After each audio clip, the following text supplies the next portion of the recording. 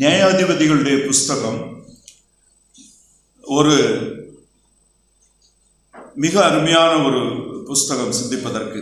நியாயாதிபதிகளுடைய காலம் மொத்தம் 322 ஆண்டுகள். அதாவது ராஜாக்களுக்கு முன்பு, யோசுவாவுக்கு பின்பு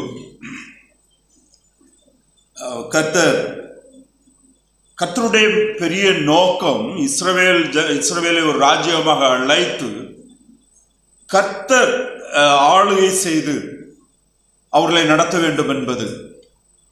அதாவது ராஜாக்கள் என்பது அவங்க மிக எல்லா அதிகாரங்களையும் உடைய ஒரு ராஜா இல்லாதபடி கர்த்தர் தான் தெரிந்தெடுக்கப்பட்ட லீடர்ஸை நியமித்து, யோசுவாவை போல கர்த்தரால் தெரிந்தெடுக்கப்பட்ட தேவ மனிதர்களை அவர்களுக்கு முன்பாக அவர்களுடைய அழைப்பை தெரிந்து கொள்ளுதலையும் வெளிப்படுத்தி கர்த்தர் அவர்களோடு இருந்து ஆளுகை செய்து நடத்த வேண்டும் என்பது தேவனுடைய சித்தம்.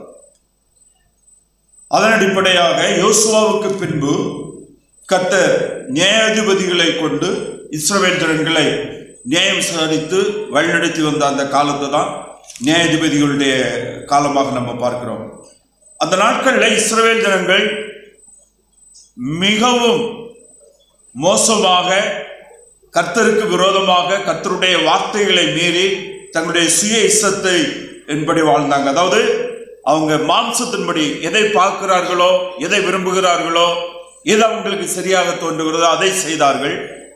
கர்த்தருடைய சித்தத்தையும் கர்த்தர் மோசையின் மூலமாக கொடுத்த சட்டத்திட்டங்கள் முறைமைகளை விட்டு கர்த்தரை விசுவாசிப்பதை விட்டு அவங்க வாழ்ந்த காலம் நியாயாதிபதிகளுடைய காலம். இந்த பகுதியில் அவங்க இவ்வளவு கர்த்தரை விட்டு தூரம் போய் அவங்க சுய இஷ்டத்தின்படி செய்வதற்கு பல காரணங்கள் உண்டு. ஆனால் அவைகளில் இருக்கிற சில காரணங்களை நாம் இந்த வேத பகுதியில் பார்க்க முடியும்.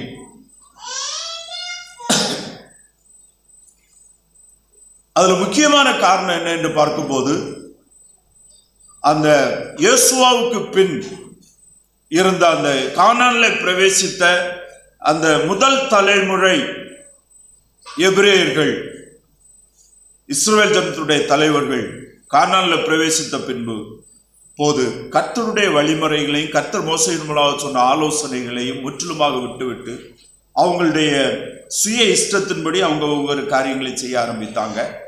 இன்று நம்ம பார்க்கும்போது அடுத்த தலைமுறைக்கு, பிள்ளைகளுக்கு ஆண்டவருடைய வழிமுறைகளையும் ஆண்டவருடைய ஆலோசனைகளையும் அவங்க கற்றுக் கொடுக்க தவறிவிட்டாங்க. அதில் குறிப்பாக முதல்ல நம்ம பார்க்கும்போது அவங்க தங்களுடைய பிள்ளைகளுக்கு ஆண்டவருடைய சித்தம் என்ன, ஆண்டவருடைய அழைப்பு நோக்கம் என்ன, நாம் யார், எப்படி வாழ வேண்டும், எப்படி வாழ்வது தேவனுடைய சித்தம், எதை தேவன் நம்முடைய வாழ்க்கையில் விரும்புகிறார் என்பதை அவருடைய பிள்ளைகளுக்கு கற்றுக் கொடுக்க அவங்க என்ன செய்துட்டாங்கன்னா தவறிட்டாங்க. உபாகமம் 6வது அதிகாரம் 6லிருந்து 12 வரை உள்ள வசனங்களை ஒரு வாசிப்போம். உபாகமம் 6வது அதிகாரம் 6லிருந்து 12 வரை உள்ள வசனங்கள். இன்று நான் உனக்கு கட்டளையிடுகிற இந்த வார்த்தைகள் உன் இருதயத்தில் இருக்க கடவது. நீ அவைகளை உன் பிள்ளைகளுக்கு கருத்தாய் போதித்து, நீ உன் வீட்டில் உட்கார்ந்திருக்கிற போதும், வழியில் நடக்கிற போதும், படுத்துக் கொள்ளுகிற போதும், எழுந்திருக்கிற போதும் அவைகளை குறித்து பேசி, அவைகளை உன் கையின் மேல் அடையாளமாக கட்டிக்கொள்வாயாக. அவைகள் உன் கண்களுக்கு நடுவே ஞாபக குறியாய் இருக்க கடவது. அவைகளை உன் வீட்டு நிலைகளிலும் உன் வாசல்களிலும் எழுதுவாயாக. உன் தேவனாகிய கர்த்தர் உனக்கு கொடுப்பேன் என்று ஆபிரகாம், ஈசாக்கு, யாக்கோபு என்பவர்களாகிய உன் பிதாக்களுக்கு ஆணையிட்டு கொடுத்த தேசத்தில் உன்னை பிரவேசிக்க பண்ணும் போது, நீ கட்டாத வசதியான பெரிய பட்டணங்களையும், நீ நிரப்பாத சகல நல்ல வஸ்துக்களாலும் நிரம்பிய வீடுகளையும், நீ வெட்டாமல் வெட்டப்பட்டிருக்கிற துறவுகளையும், நீ நடாத திராட்சை தோட்டங்களையும் ஒலிவ தோப்புகளையும் அவர் உனக்கு கொடுப்பதினால் நீ சாப்பிட்டு திருப்தியாகும் போதும், நீ அடிமைப்பட்டிருந்த வீடாகிய எகிப்து தேசத்திலிருந்து உன்னை புறப்பட பண்ணின கர்த்தரை மறவாதபடிக்கு எச்சரிக்கையாயிரு. மோசே இஸ்ரவேல் ஜனங்களுக்கு கானான்ல போன பிறகு நீங்க எப்படி இருக்கணும்னு சொல்லிட்டு அநேக ஆலோசனை கொடுத்தாரு. அதுல மிக முக்கியமான ஆலோசனைகள்ல சில காரியங்களை தான் நம்ம இந்த பகுதியில் நம்ம பார்க்கிறோம். நீ ஒன்று அந்த வாக்குத்தத்தம் பண்ணப்பட்ட கானான்ல நீ பிரவேசித்து அங்க நீ சென்றபோது நீ என்ன செய்ய வேண்டும் என்றால், நான் உனக்கு சொன்ன இந்த வார்த்தைகள் உன் இருதயத்தில் இருக்க கடவுது. அந்த ஃபர்ஸ்ட் ஜெனரேஷன், முதலாவது தலைமுறை கானான்ல பிரவேசிக்கிறவங்க மோசேயின் மூலமாக கொடுக்கப்பட்ட நியாயப்பிரமாண வசனங்கள், வார்த்தைகள் உன்னுடைய இருதயத்தில் இருக்க கடவுது. இருதயத்தில் இருக்கிற அந்த வசனங்களை, வார்த்தைகளை, தேவனுடைய சித்தமான காரியங்களை நீ இருதயத்தில் வைத்திருந்தா போதாது. அவைகளை நீ என்ன செய்ய வேண்டும் என்று பார்க்கும்போது உன் வீடுகளிலும் உன் நிலைக்கால்களிலும் எல்லாம் அந்த கர்த்தருடைய பிரமாணத்தினுடைய வார்த்தைகளை, 10 கற்பனைகளை, பிரமாணங்களை நீ எழுதுவை அப்படின்னு சொன்னாரு. அது மாத்திரமல்ல, அவைகள் உன்னுடைய பிள்ளைகளுக்கு நீ கற்றுக் கொடுக்க வேண்டும்.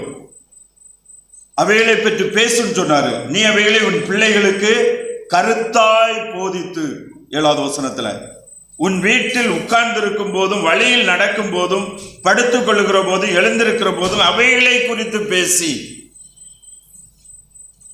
நீங்க நல்லா பாருங்க, பிள்ளைகளுக்கு போதித்து அவைகளை பற்றி பேசி, வேத வசனங்களை குறித்து நம்ம வீட்டில் பேசணும் அப்படின்னு சொல்லிட்டு வேதம் நமக்கு கற்றுத்தருகிறது. அன்றைக்கு இஸ்ரவேல் ஜனங்களுடைய வீடுகளில், இஸ்ரவேல் ஜனங்கள் யாரு?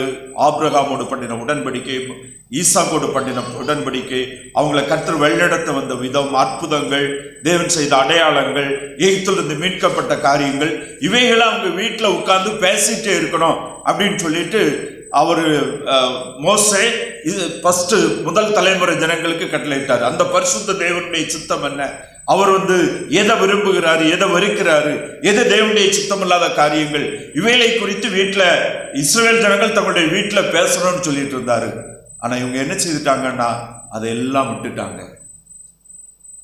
நம்முடைய வீடுகளில் நம்முடைய பிள்ளைகளை உட்கார வச்சு வேதத்தின் அடிப்படையில் சுவிசேஷத்தையும் கிறிஸ்தவ விசுவாச வாழ்க்கைகளையும் குறித்து, தேவ சித்தத்தை குறித்து, தேவனுடைய பாதுகாப்பை குறித்து, தேவனுடைய வாக்குத்தத்தங்களை குறித்து, தேவன் எவ்வளவு அற்புதமானவர் என்பதை குறித்து வேத வசனத்திலிருந்தும் நம்முடைய அனுபவங்களிலிருந்தும் நம்முடைய பிள்ளைகளிடத்தில் உட்கார்ந்து பேசுகிறோமா?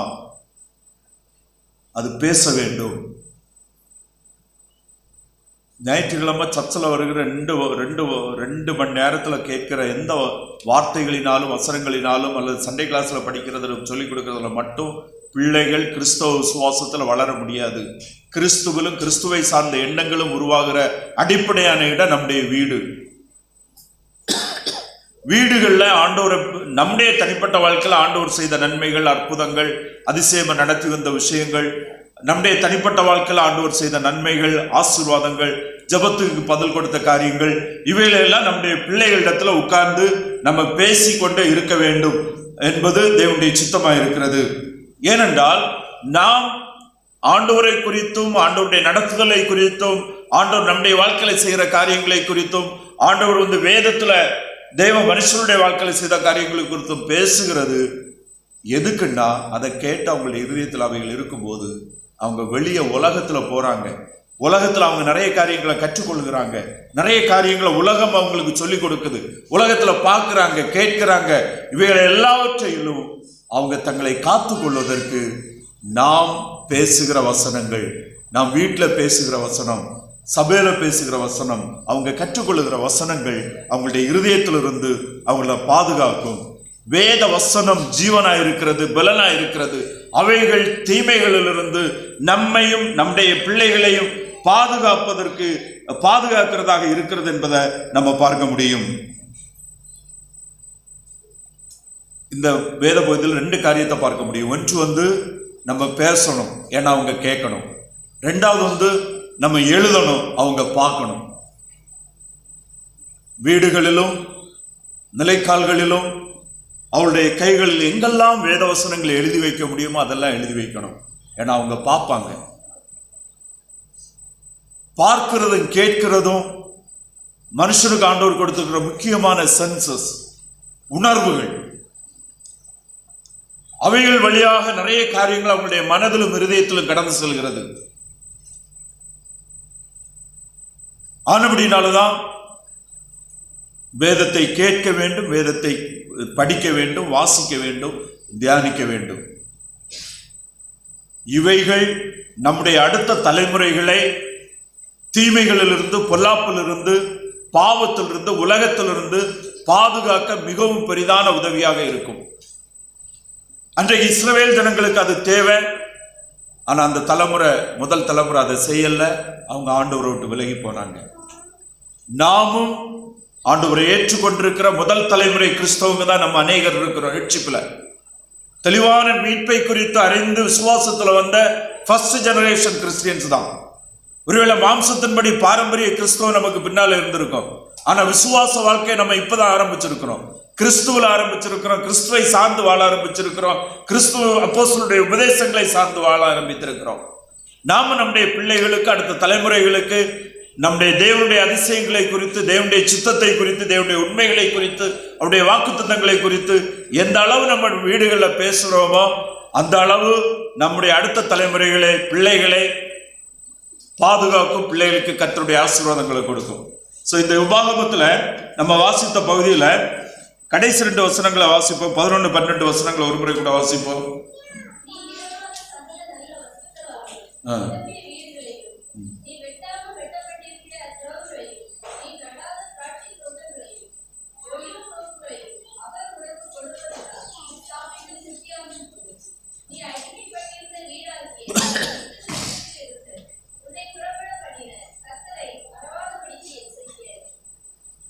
இங்க நீங்க நல்லா பார்த்துக்கிடுங்க. ஆண்டவர், நீ நிரப்பாத சகல நல்ல வஸ்துக்களாலும் நிரம்பிய வீடுகளையும், நீ வெட்டாமல் வெட்டப்பட்ட துறவுகளையும், நீ நடாத திராட்சை தோட்டங்களையும் ஒலிவ தோப்புகளையும் உனக்கு கொடுத்ததினால் நீ சாப்பிட்டு திருப்தியாகும் போது, அதாவது நாம் நம்முடைய வீடுகளில் இருக்கிற அல்லது நமக்கு ஆண்டவர் கொடுத்திருக்கிற ஆசீர்வாதங்களுக்கு யாரை முன்வைக்கிறோம்? உங்க வீட்டில் இருக்கிற காரியங்களுக்கு நான் சம்பாதிச்சேன், என்னுடைய திறமை, நான் வேலை செய்கிறேன், நான் சம்பாதிக்கிறேன், இது நான் வாங்கினது, இது என்னுடையது, இப்படின்னு பேசுகிறோமா? கர்த்தரை நினைத்து கர்த்தருடைய வாழ்க்கையில வேலை அனுபவித்தது, கர்த்தர் எனக்கு கொடுத்தது, கர்த்தருடைய ஆசீர்வாதம் என்னால உண்டானது அல்ல, தேவன் கொடுத்த இரக்கம், கிருபை, தேவன் எனக்கு ஆசீர்வதித்து கொடுத்தது என்று நம்ம பேசுகிறத நம்முடைய பிள்ளைகள் கேட்கணும்.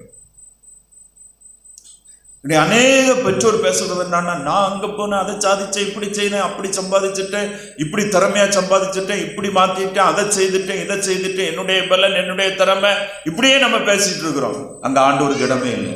அடுத்த தலைமுறை பிள்ளைகள் என்ன பார்ப்பாங்க? அதே தான் சிந்திப்பாங்க. நீ அவங்களுக்கு ஒரு எண்ணம் ஒண்ணும், ஓ நீங்க தான் பெரிய ஆளா, நான் இப்படி பெரிய ஆளுன்னு காட்டுறேன்.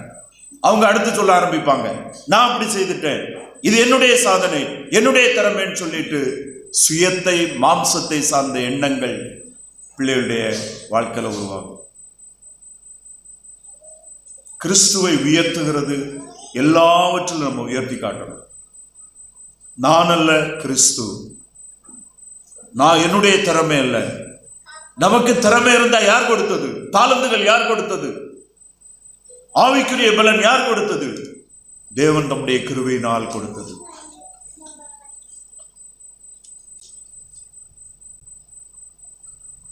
நான் நேற்றைக்கு ஒரு இடத்துக்கு போயிருந்தேன். நாகர்கோவில் ஒரு பிரசித்தி பெற்ற, நாகர்கோவில் பிரசித்தி பெற்றவர் இல்லை, தமிழ்நாடு முழுவதும் மிக பிரபலமான ஒரு நபருடைய வீட்டுக்கு நேற்றைக்கு போயிருந்தேன். வீடு பாழடைஞ்சிருந்தது. பழைய காலத்து 2-3 நில கட்டடம், பெரிய கட்டடம். இன்னைக்கு அதில் ஒரு பார்சல் சர்வீஸ் ஒரு பகுதியில் இருக்குது. அவருடைய தலைமுறைகள் அந்த வீட்டுக்கு பின்னால அவருடைய பிள்ளைகள் எல்லாம் இருக்காங்களாம். ஒரு பார்சல் எடுக்கிறதுக்கு தான் நான் அங்கே போயிருந்தேன். அங்கே பார்சல் சர்வீஸ் இருக்குது. அப்போ தான் சொன்னாங்க, இது NS கிருஷ்ணனுடைய வீடு அப்படின்னு சொல்லிட்டு. நமக்கு எல்லாருக்குமே தெரியும், ஃபேமஸ் பிரசித்தி பெற்ற NS கிருஷ்ணன். அப்போ நான் பார்த்துட்டு சொன்னேன், ரொம்ப பயங்கரமான டிசைன் எல்லாம் உள்ள பழைய காலத்து பெரிய கட்டிடம். அதுக்கு மேலே புல்லு முளைச்சி ஆலமரம் எல்லாம் ஆள் முளைச்சி நிறைய செடி கொடிகள்லாம் நிற்கிது. பார்சல்காரன் ஒரு போர்ஷனை எடுத்து அந்த இடத்த மட்டும் அவன் வச்சு எடுக்கிறதுக்கு மட்டும் பயன்படுத்திட்டு இருக்கிறான். அப்போ நான் அந்த பார்சலை எடுத்துட்டு அவர்கிட்ட கேட்டேன், NS கிருஷ்ணன் பிள்ளைகள் எல்லாம் அப்போ இங்கே தான் இருக்கு, அவங்க எல்லாம் வேற பெரிய வீடெல்லாம் வச்சு வெளியே போயிருப்பாங்க, அப்படி தானே, அவங்க ஏன் இதை இப்படி பாலடைச்சு போட்டிருக்காங்க அப்படின்னு எல்லாம் அவர்கிட்ட விசாரித்தேன். அப்போ அந்த பார்சல் சர்வீஸ் சொன்னால் அவங்க பின்னால் இருக்காங்க அப்படின்னு சொன்னார், ஒரு போர்ஷனில் இருக்காங்கன்னு சொல்லிட்டு வெளியே வரும்போது, பார்சல் எடுத்துகிட்டு வெளியே வரும்போது ஒரு ஆள் உட்கார்ந்துட்டு இருந்தார். அவர் எழுப்பி சொன்னார், நான் NS கிருஷ்ணன் மகனுக்கு 2வது மகனுங்க மகன்.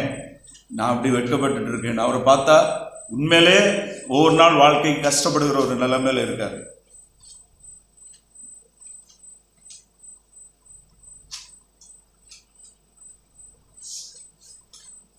எந்த மனிதனும்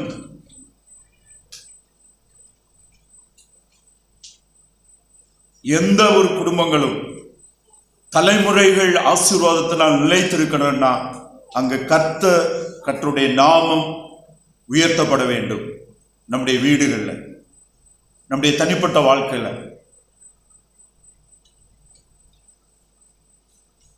இஸ்ரவேல் ஜனங்கள் தேவனுடைய மகிமைக்கென்று தேவனால் நடத்தும்படி, தேவனால் போஷிக்கும்படி, தேவனால் வழிநடத்தும்படி தேவனுக்கென்று தெரிந்தெடுக்கப்பட்டவர்கள். தேவனுடைய புகழ்ச்சியை சொல்ல வேண்டும்.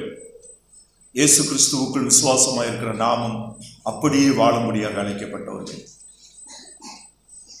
நாம் எவைகளை குறித்து அதிகமாக பேசுகிறோம்? நம்முடைய வீட்டில், நம்ம வேலை செய்கிற இடத்துல, நம்ம வாழ்கிற சமூகத்தில் கிறிஸ்துவையும் கிறிஸ்துவினால் வருகிற நன்மைகளையும் மாறாத வல்லமையான வாக்குத்தத்தங்களையும் தேவனை சார்ந்த வார்த்தைகள் ஆசீர்வாதங்களை மட்டும் அதிகமாக பேசுகிறோமா? அதுதான் நம்முடைய தலைமுறைகளை நிலைத்து நிற்க செய்யும், உயர்த்தும். தலைமுறைகளுக்கு தேவனிடத்தில் இருந்த நன்மைகளை ஆசீர்வாதங்களை கொடுக்கும். இல்லைன்னு சொன்னா, பிறகு பார்த்தாச்சுன்னு சொன்னா மிகுந்த நிர்பந்தமான நிலைமைக்கு நம்ம மாற்றப்படுவோம். இஸ்ரவேலுடைய 1வது தலைமுறை செய்த தவறு, தன்னுடைய பிள்ளைகளுக்கு தேவனுடைய பிரமாணங்களையும் தேவனுடைய உண்மைகளையும் கற்றுக் கொடுக்க தவறுனாங்க. 2வது தவறு அவங்க என்ன செய்தாங்க அப்படின்னு சொல்லிட்டு நம்ம பார்க்கும்போது அவங்க கானான்ல இஸ்ரவேல் ஜனங்கள் பிரவேசிக்கும் போது தேவன் அவர்களுக்கு சொன்ன மிகப்பெரிய கட்டளை, கானானில் இருக்கிற எல்லா ஜாதிகளையும் எல்லாரையும் துரத்தி விட வேண்டும், நீங்கள் முழுவதுமாக அதை சுதந்திரிக்க வேண்டும். அங்கு கானானில் இருக்கிற எல்லா ஜாதிகளையும் எல்லா மக்களையும் முற்றிலுமாக துரத்தி விட்டு நீங்கள் அந்த கானானை சுதந்திரித்துக் கொள்ள வேண்டும் என்று. அந்த காரியத்திலேயும் இஸ்ரவேல் ஜனங்கள் தோல்வி அடைந்தாங்க. நியாயாதிபதிகள் 1வது அதிகாரம் 27-28 வசனங்கள் ஒரு வாசிப்போம்.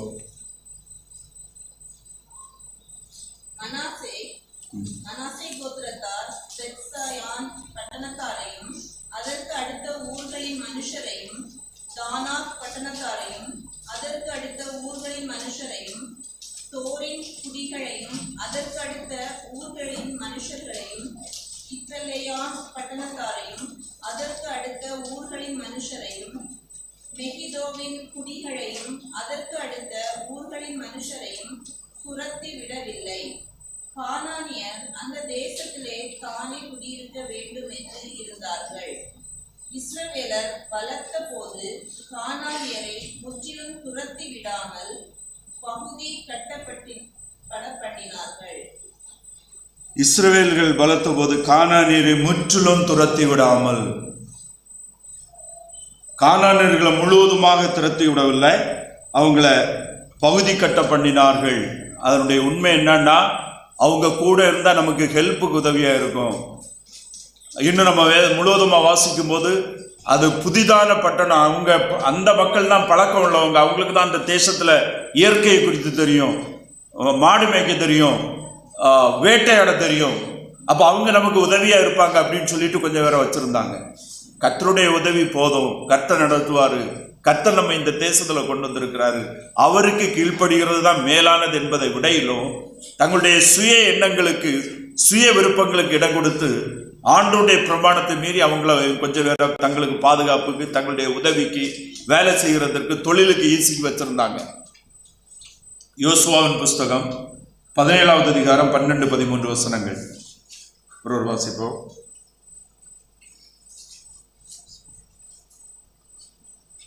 யோசுவாவின் புஸ்தகம் 17-12-13 ஒரு வாசிப்போம்.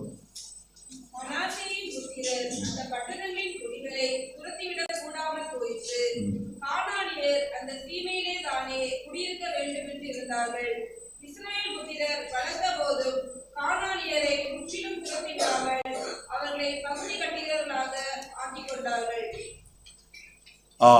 இஸ்ரவேல் ஜனங்கள் முழுவதுமாக அந்த தேசத்தாரை துரத்தி விடவில்லை. இன்னைக்கும் உலக செய்தியில மெயின் செய்தி என்ன? இஸ்ரவேல் நடக்கிற பிரச்சனை. இஸ்ரவேல் இன்னைக்கு நடக்கிற பிரச்சனைக்கு காரணம் என்ன? அன்றைக்கு முதலாவது தலைமுறை யூதர்கள் எபிரேயர்கள் இஸ்ரவேல பிரவேசித்த போது ஆண்டவருடைய கட்டளைக்கு தெளிவா கீழ்ப்படிந்திருப்பாங்கன்னு சொன்னா இன்றைக்கு இருக்கிற பிரச்சனை இருக்காது. அப்படின்னா ஹிஸ்டாரிக்கலா மற்ற எந்த ஜாதிகளிலும் எங்களுக்கு இங்க உரிமை கொண்டாட முடியாது. பாலஸ்தீனர்கள் என்று சொல்லுகிறவங்க இன்னும் பல ஜாதி மக்கள் இன்றைக்கும் உரிமை கொண்டாடி உலக நாடையெல்லாம் அவங்களுக்கு இடம் உண்டு, அவங்களுக்கு கொஞ்சம் கொடுக்குறங்கிற பிரச்சனை எல்லாம் ஆரம்பிச்சதை முதல்ல போய் செட்டிலான இஸ்ரவேல் ஜனங்கள் செய்த ஆண்டுடைய வார்த்தையை மீறி செய்த தவறுகள் தான் சரித்திரபூர்வமாக இன்றைக்கும் அந்த எபிரேய யூதர்களுக்கு இஸ்ரவேலர்களுக்கு பிரச்சனையா இருக்கக்கூடிய காரியம். ஆண்டவருடைய வார்த்தைக்கு கீழ்ப்படுகிறது, 100க்கு 100 கீழ்ப்படிய வேண்டும். தெளிவான காரியங்களுக்கு half obedience is full disobedience. half obedience is full disobedience. பகுதி கீழ்ப்படிதல் முழுவதுமாக கீழ்ப்படியாமை என்பதை நாம் புரிந்து கொள்ள வேண்டும். இந்த கீழ்ப்படியாமை தான் அந்த இஸ்ரவேல் ஜனங்களை கொஞ்ச நாள் கழிஞ்ச போது அவர்களுடைய கலாச்சாரம், அவர்களுடைய தொழுகை, அவர்களுடைய பாரம்பரியம், அவர்களுடைய கடவுள், அந்த புரோஜாதி மக்களுடைய எல்லாம் உள்ள வந்தாங்க. ஏன்னா கொஞ்ச நாள் போகும்போது இஸ்ரவேல் ஜனங்கள் அவர்களோடு பெண் கொடுத்தாங்க, பெண் எடுத்தாங்க, குடும்பம் ஆச்சுது, பக்கத்துல வந்தாங்க, எல்லாருமே அந்த கலாச்சாரத்துக்கு உள்ளாக்கப்பட்டாங்க. புறஜாதி, தேவனுக்கு விருப்பம் இல்லாத, தேவனை அறியாத ஒரு கலாச்சாரம் சீக்கிரத்துல அந்த முதல் தலைமுறை முடியும் முன்னாலே உள்ளால வருவதற்கு காரணம் அவங்க தேவனுடைய வார்த்தையின்படி அந்த தேசத்துல பிரவேசித்த போது ஆண்டவர் சொன்னபடி அவங்க செய்யாம விட்டுட்டாங்க. ரட்சிக்கப்பட்ட பின்பு விசுவாசிகளுடைய வேறுபாடு,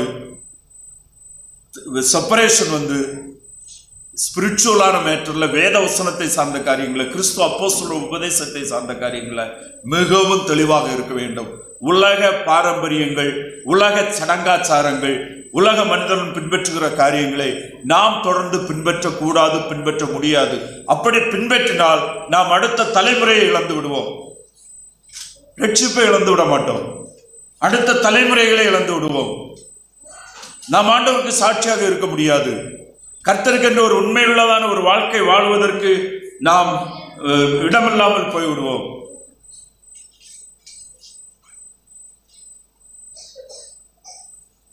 யோவான் எழுதின சுவிசேஷம் 17வது அதிகாரம் 15-16 வசனங்கள் ஒரு வாசிப்போம்.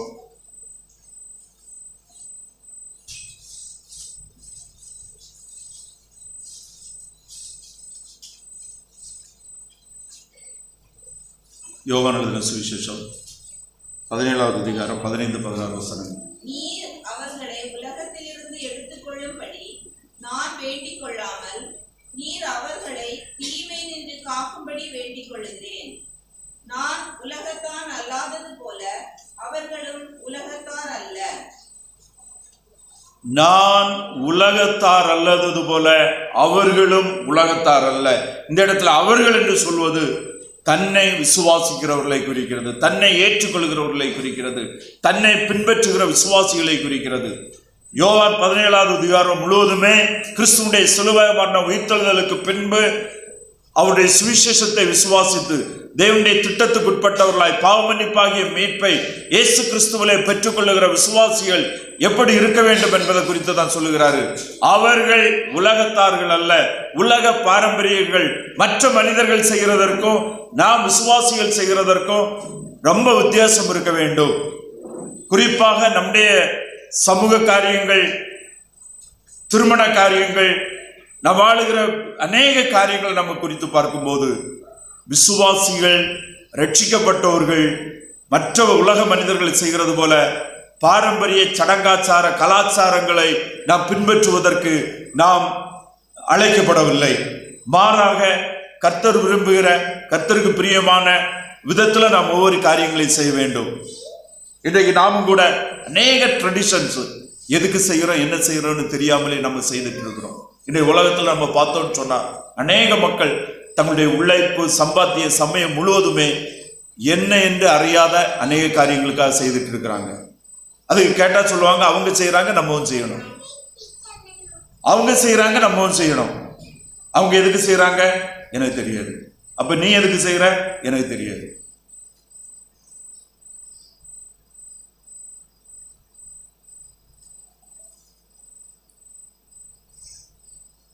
நமக்கு யார் ஆண்டவர் ஞானத்தை தந்திருக்கிறாரு, நமக்கு யார் அறிவை தந்திருக்கிறாரு.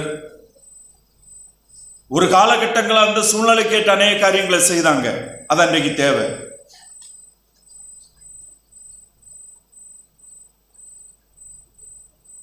அநேக காரியங்கள் ஒவ்வொரு காலகட்டத்துக்கு பொருத்தமாக இருக்கும்.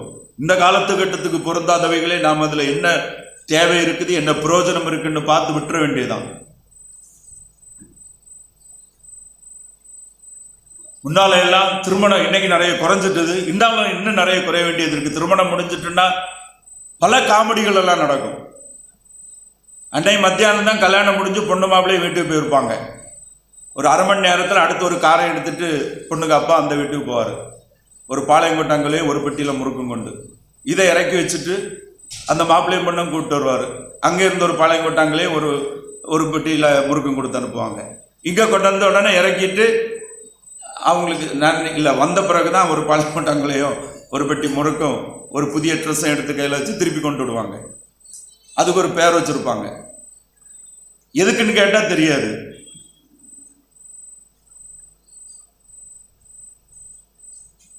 ஆனால் கடந்த காலங்கள் அது செய்ததற்காக காரணம் உண்டு, காரணம் இருந்திருக்கலாம்.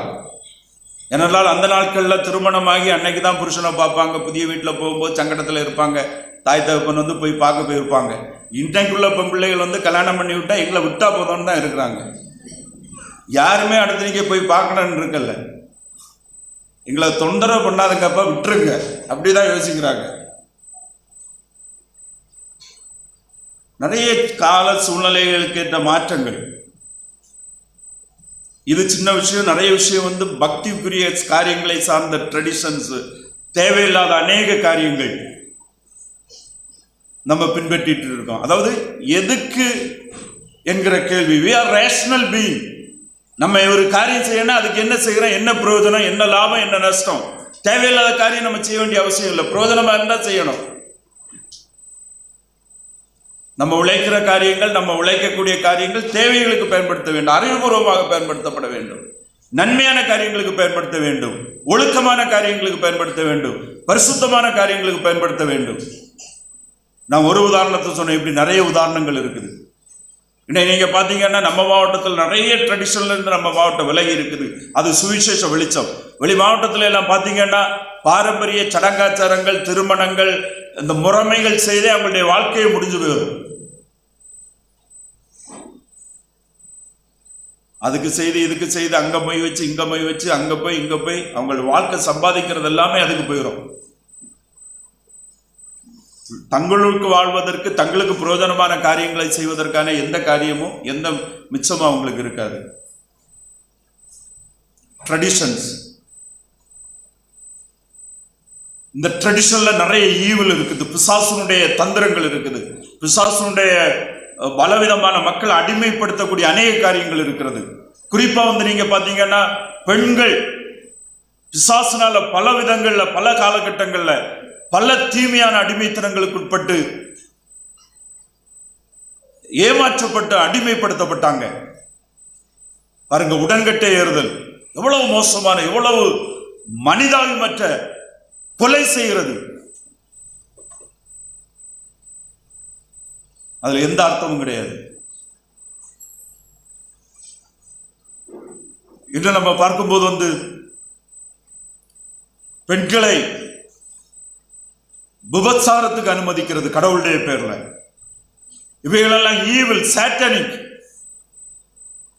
அநேக மாறுதல் ஏற்பட்டிருக்கிறது. இன்னும் அநேக சம்பவங்கள், அநேக மாறுதல்கள் ஏற்படல. ஆனா நமக்கு இன்னும் சில காரியங்கள், இன்னும் அநேக காரியங்கள் நம்ம கிறிஸ்தவத்துக்குள்ளாலே இருக்குது. இவைகளெல்லாம் மாற்றப்பட வேண்டும். வேத வசனத்தினுடைய உண்மைகளுக்கு கீழ்ப்படிந்து எது சரியோ, எது தேவையோ அவைகளை நாம் செய்கிறவர்களாக மாற்றப்பட வேண்டும். எது ஒழுக்கமுடையவைகளோ, எவைகள் பரிசுத்தமுடையவைகளோ, எவைகள் பிரயோஜனமோ, நல்லொழுக்கமோ அவைகளை சிந்தித்து வசனத்துக்குட்பட்டு நாம் செயல்படுத்த நாம் கற்றுக்கொள்ள வேண்டும். இஸ்ரவேல் ஜனங்கள் தேவன் அவர்களுக்கு கொடுத்த வேறு பிரிக்கப்பட்ட நல்லொழுக்கத்துக்குரிய பரிசுத்தத்துக்குரிய பிரமாணத்தை கீழ்ப்படிந்து வாழ்வதை விட்டு அங்கே கானானியர்களுடைய புறஜாதி பல இன மக்கள், பல கலாச்சாரங்கள், பல வழிபாடுகள் அவைகளை பின்பற்றி அவங்களுடைய பாரம்பரியங்களை பின்பற்றி வாழ ஆரம்பிச்சாங்க. அவங்கள துரத்தி விடாம அவங்களோடு இணைந்து வாழ ஆரம்பித்தாங்க. ஒரு தலைமுறைக்கு பின்பாகவே அவங்க புறஜாதி தேவர்களை, விக்கிரகங்களை வழிபடுகிறவர்களாக மாற்றப்பட்டார்கள் என்பதை நம்ம பார்க்க முடியும்.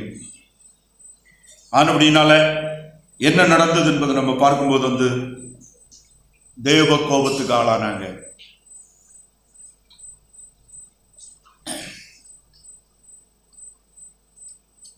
இஸ்ரவேல் ஜனங்கள் அந்த புறஜாதி மக்களுடைய தெய்வங்களை வழிபட ஆரம்பித்தாங்க. அது நேரடியாகவே தேவனுடைய பிரமாணத்துக்கு மாறானது. தேவனுடைய பிரமாணத்துல யாத்திரையாகும் 20வது அதிகாரம் 3-6 வரை உள்ள வசனங்களை ஒருவர் வாசிப்போம். என்னை அன்றி உனக்கு வேறே தேவர்கள் உண்டாயிருக்க வேண்டாம். மேலே வானத்திலும் கீழே பூமியிலும் பூமியின் கீழ் தண்ணீரிலும் உண்டாயிருக்கிறவைகளுக்கு ஒப்பான ஒரு சொரூபத்தையாகிலும் யாதொரு விக்கிரகத்தையாகிலும் நீ உனக்கு உண்டாக்க வேண்டாம். நீ அவைகளை நமஸ்கரிக்கவும் சேவிக்கவும் வேண்டாம். உன் தேவனாகிய கர்த்தராயிருக்கிற நான் எரிச்சலுள்ள தேவனாயிருந்து என்னை பகைக்கிறவர்களை குறித்து பிதாக்களுடைய அக்கிரமத்தை பிள்ளைகளிடத்தில் 3ஆம் 4ஆம் தலைமுறை மட்டும் விசாரிக்கிறவராயிருக்கிறேன். வேறே தேவர்களை சேவிக்க வேண்டாம், தொழுது கொள்ளக்கூடாது என்பது மோசே மூலமாக கொடுக்கப்பட்ட 10 கற்பனைகளில் இருக்கிற பிரதான கட்டளைகள் 2. மாத்திரமல்ல, இன்னும் அந்த விரிவான அநேக பிரமாணங்களிலும் எல்லா இடத்திலும் மற்ற புறஜாதி தெய்வர்களை, மனிதனால் ஏற்படுத்தப்பட்ட படைப்புகளை தொழக்கூடாது என்பதில் தேவன் பிரியமாயிருந்தார். மிகவும் தெளிவாக இஸ்ரவேலுக்கு பிரமாணத்தை கொடுத்திருந்தார். ஆனால் இஸ்ரவேல் ஜனங்கள் அதை செய்ய மறந்து விட்டார்கள். இங்க நம்ம பார்க்கும்போது அப்பொழுதே இஸ்ரவேல் புத்திரர் கர்த்தருடைய பார்வைக்கு பொல்லாப்பானதை செய்து பாகால்களை சேவித்து, பாகால், அஸ்தரோத் என்கிற அந்த கானானுடைய அந்த இடத்தில் உள்ள புறஜாதி மக்களுடைய தேவர்களையும் அவங்க தொழுது கொள்ள ஆரம்பித்தாங்க என்பதை நம்ம பார்க்க முடியும். ஆனபடியினால் என்ன நடந்தது? அவங்க தேவனுடைய பாதுகாப்பை இழந்தாங்க. அடுத்த தலைமுறை தேவனால தேவ கோபத்துக்கு ஆளாக்கப்பட்டார்கள் என்பதை நம்ம பார்க்க முடியும். 15வது வசனத்தோடு ஒரு வாசிப்போம். 2:15. கர்த்தர் சொல்லியபடியும் கர்த்தர் அவர்களுக்கு ஆணையிட்டிருந்தபடியும் அவர்கள் புறப்பட போகிற இடமெல்லாம் கர்த்தருடைய கை தீமைக்கென்றே அவர்களுக்கு விரோதமாயிருந்தது. மிகவும் நெருக்கப்பட்டார்கள். கர்த்தருடைய கை தீமைக்கென்றே அவர்களுக்கு விரோதமாக இருந்தது, மிகவும் நெருக்கப்பட்டார்கள். நான் வாசித்த சங்கீதத்தில் கூட கர்த்தருடைய கை வலதுகரம் பலத்தை குறிக்கிறது. அந்த கர்த்தருடைய பலன் நமக்கு பாதுகாப்பாக அடைக்கலமாக நாம் சென்று அடைக்கலம் புகிற அடைக்கல பட்டணமாக தேவனுடைய வல்லமை இருக்க வேண்டும். மாறாக அது இஸ்ரவேல் ஜனங்களுக்கு விரோதமாய் இருந்தது. கர்த்தர் நமக்கு விரோதமாகும் போது, கர்த்தருடைய கோபத்துக்கு ஆளாகும் போது நம்மால நிற்க முடியாது. எந்த மனுஷன் நிற்க முடியாது. அதான் இஸ்ரவேல் ஜனங்களுக்கு கர்த்தர் கைவிட்டார். ஏனென்றால் அவர்கள் தேவனை கைவிட்டார்கள். ஒருபோதும் கர்த்தர் தமக்கு பயந்து தன்னுடைய வழிகளில் நடக்கிறவர்களை கைவிட மாட்டார். கர்த்தருக்கு பயந்து அவர் வழிகளில் நடக்கிறவனவனா அவன் பாக்கியவான் என்று நம்ம பார்க்கிறோம். ஆனா அவருடைய வழிகளை விட்டு விலகி நம்முடைய சுய விருப்பத்தின்படி நம்முடைய மாம்ச எண்ணங்களுக்கு சுயத்துக்கு முக்கியத்துவம் கொடுக்கும் போது கர்த்தர் நம்மை கைவிடுகிறார். இஸ்ரவேல் ஜனங்களே கர்த்தர் கைவிட்டார்னா நம்மையும் கர்த்தர் கைவிடுகிறார். நிரந்தரமாக கைவிடல. நிரந்தரமாக ஒரு நாளுமே இஸ்ரவேலை கைவிட மாட்டார். ஏன்னா ஆபிரகாம் ஈசாக்கு யாக்கோவோடு பண்ணினது எட்டர்னல் கவனன்ட், நித்திய உடன்படிக்கை. ஆனால் அவர்களுடைய பாவம், அவங்க வசனத்தை விட்டு விலகினது, சுய இஷ்டத்தின்படி அவங்க கீழ்ப்படியாமையினால பாவம் செய்தது, தேவனுடைய கோபத்திற்கு ஆளாக்கப்பட்டது. மிகவும் அது நிமித்தம் இஸ்ரவேல் ஜனங்கள் நெருக்கப்பட்டார்கள், வேதனை அடைந்தார்கள் என்பதை நம்ம மிக தெளிவாக நம்ம பார்க்கிறோம்.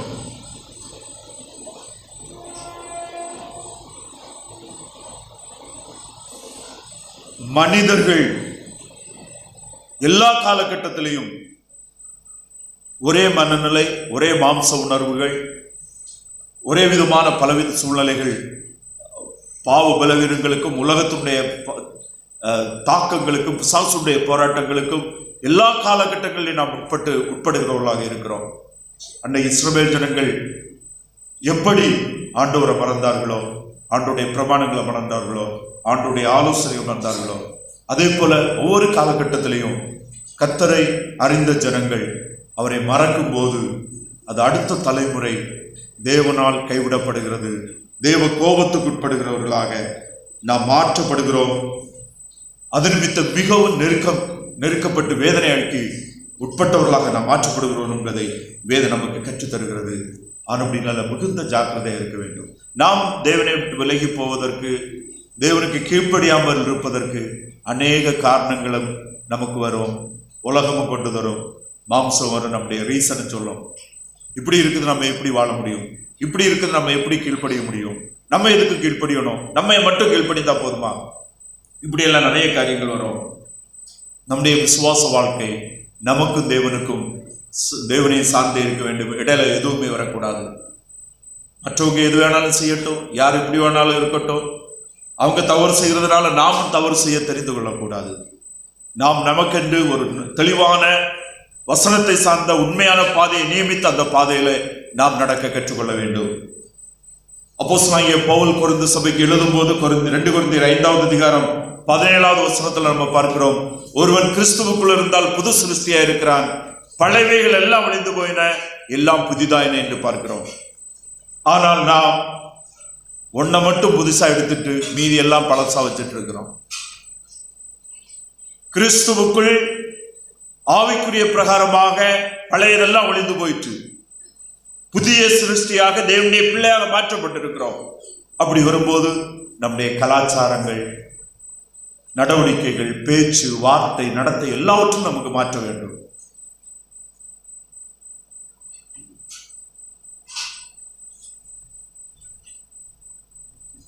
நாம் கடந்த பாரம்பரியத்தில் பின்பற்றினவைகளை பின்பற்ற வேண்டிய அவசியம் இல்லை. ரட்சிக்கப்பட்ட பின்பு வேத வசனத்தை சார்ந்து நமக்கென்று ஒழுக்கத்துக்குரிய, உண்மைக்குரிய, மதிப்புக்குரிய, பரிசுத்தத்துக்குரிய காரியங்களை நாம் பின்பற்ற வேண்டும். எல்லாவற்றிலும் ஆண்டவராகிய இயேசு கிறிஸ்துவுடைய சுவிசேஷம் மகிமைப்படத்தக்கதாக, சுவிசேஷம் மற்றவர்களுக்கு விளங்கத்தக்கதாக நம்முடைய வாழ்க்கையினுடைய எண்ணங்கள், பேச்சுகள், வார்த்தைகள் எல்லாமே அமைய வேண்டும்.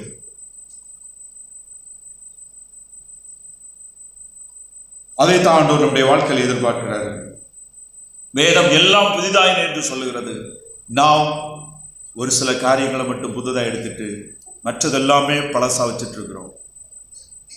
பழைய பாரம்பரியங்கள், பழைய பின்னணிகள், பழைய எண்ணங்கள், சிந்தனைகள், அவைகளே நம்ம வச்சுட்டு இருக்கோம். இன்னும் விசுவாசிக்கும் அவிசுவாசிக்கும் சம்பந்தம் ஏது என்று சொல்லுது. ஆராதனையில, ஆண்டவருக்காக வாழுகிறதுல, திருமண உறவுல விசுவாசிக்கும் அவிசுவாசிக்கும் சம்பந்தமே கிடையாது. ரட்சிக்கப்பட்டவர்கள் தான் சபையில சேர்த்துக் கொள்ளப்பட்டார்கள். ரட்சிப்பு தனிப்பட்ட முறையில் ஆண்டவரை கேள்விப்பட்டு அறிந்து மனம் திரும்பி பாவி என்று உணர்ந்து தேவனிடத்துல பாவத்தை அறிக்கையிட்டு இயேசு கிறிஸ்துவுடைய சிலுவை மரணம் எனக்காக என்று சொந்தமாக்கி கொண்ட பிறகு அந்த விசுவாசம் தான் ரட்சிப்பின் விசுவாசம். அதுக்கு பிறகு ஞானஸ்நானம் எடுத்து சபையில சேர்த்துக் கொள்ளப்பட்டு கர்த்தருடைய பந்தி சேர்ந்து விசுவாசிய ஐக்கியத்துல வாழ வேண்டும் என்பதுதான் தேவனுடைய சித்தம். ஆனா அதை நம்ம செய்திருக்கிறோம். ஆண்டவரை ஏற்றுக்கொண்டிருக்கிறோம், மனம் திரும்பி இருக்கிறோம், ஏற்றுக்கொண்டிருக்கிறோம், விசுவாசிகளுடைய ஞானஸ்நானம் பெற்றிருக்கிறோம், விசுவாசிகளோடு ஆராதிக்கிறோம். ஆனாலும் சபை நாளுக்கு போவதுக்குன்னு ஒரு சபையை வச்சிருக்கோம். அது வருஷத்துல ஒரு நாள் தானே, போயிட்டு வந்துடலாம். ஆனாலும் சில நேரங்கள்ல ஓட்டு போடணும் இல்லையா, அதுக்காக ஒரு சபையை வச்சிருக்கோம்.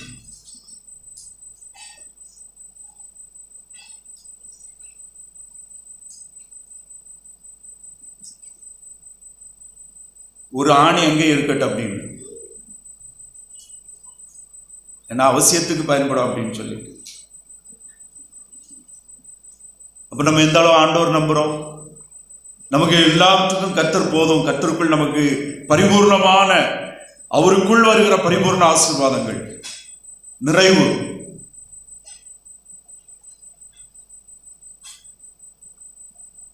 இன்னும் எங்கேயாவது ஒரு ஆணி அடிச்சு வச்சிருக்கோம்னு சொன்னா அது அநேக நம்முடைய ஆசீர்வாதங்களுக்கு தடையா இருக்கிறதுக்கு முடியும்.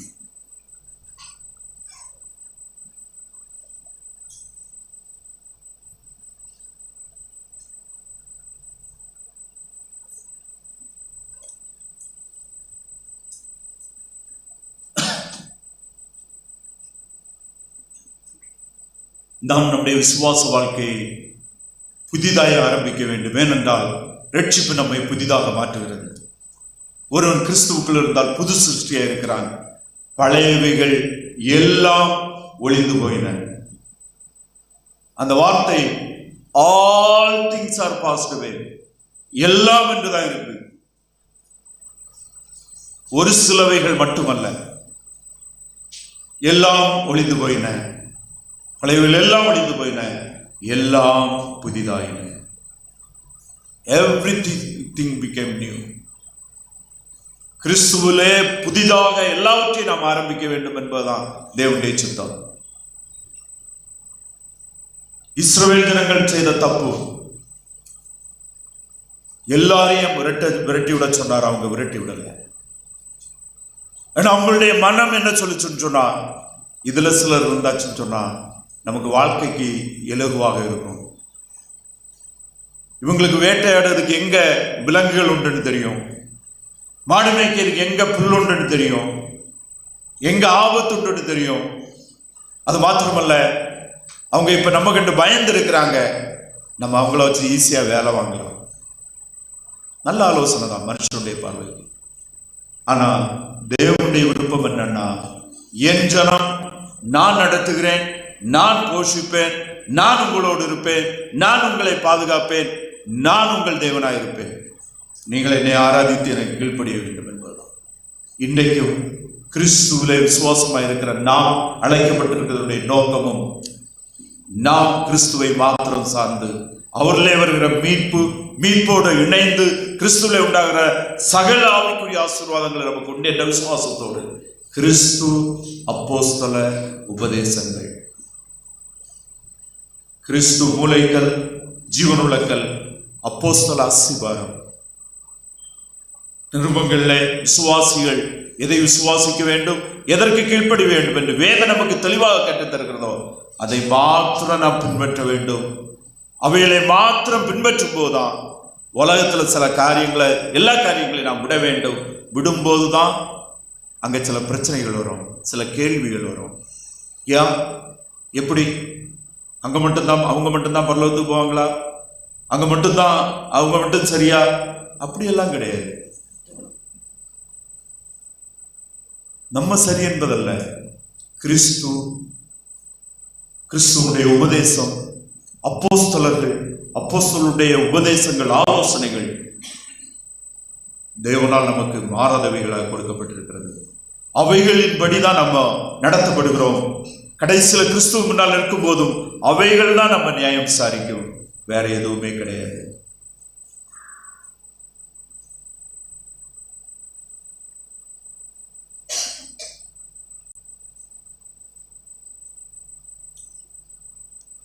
இஸ்ரவேல் ஜனங்கள்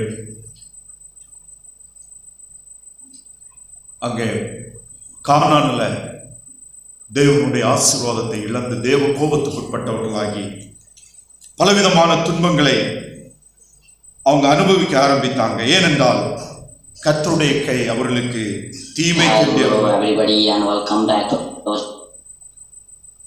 தீமைக்காக மாறினது.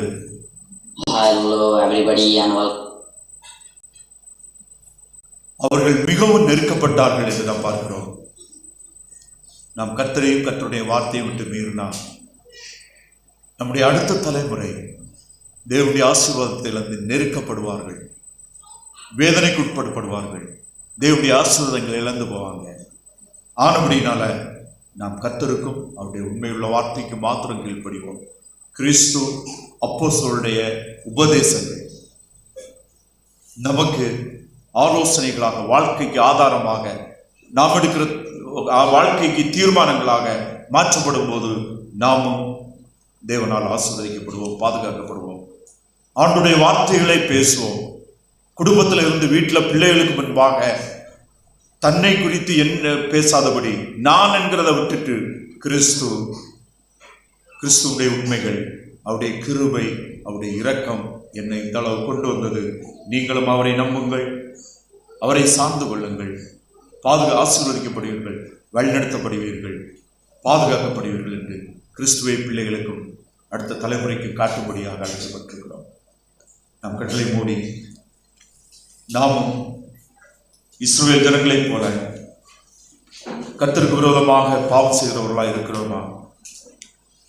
கர்த்தருக்கு விரோதமாக சிந்திக்கிறவர்களாக இருக்கிறோமா? கர்த்தருடைய வார்த்தைக்கு மாறான செயல்பாடுகள் நம்முடைய வாழ்க்கையில் இருக்கிறதா என்பதை நம்ம சிந்தித்து பார்த்து எவைகளை விட்டுவிட வேண்டும் என்று தேவன் விரும்புகிறாரோ அவைகளை விட்டுவிட நம் ஆண்டோருக்கும் ஆண்டோருடைய வார்த்தைக்கு நம்மை ஒப்பு